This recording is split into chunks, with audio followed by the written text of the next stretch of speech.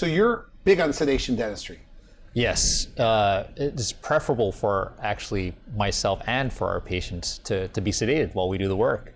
There's a couple of different categories that our patients fall into. A lot of our patients who come to us, they need a lot of dental work done, and they can't take off.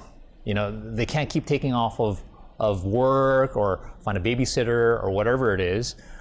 To be able to come in, and hang out every single week with us to get everything done. Right. Okay. Yeah. So what they do is we give them sedation, and we're able to do it in one day, finish everything up in one day. So they could do like 3 or 4 hours worth of stuff. Yes. Yeah. That would normally take like 4 or 5 appointments. Yes. Yeah. One day. Yeah. And to them, you say it seems like 2 minutes, 5 minutes. They don't remember it. In fact, we have a lot of patients who call us and they said, "I remember I was there, but I don't remember anything else." So they have to get a ride home, obviously. Yes, yeah. We always have an escort that takes our patients to and from the appointment.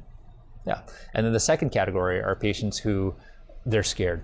They've had a bad experience in the past, and I don't blame them. Yeah, I don't blame them. Okay.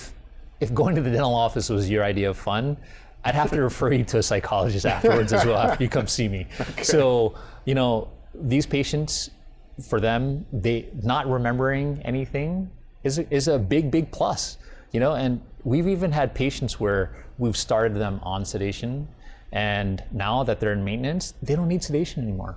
They're not afraid anymore. They're not afraid anymore because they found out how dentistry is done today and how different it is to what they've experienced in the past.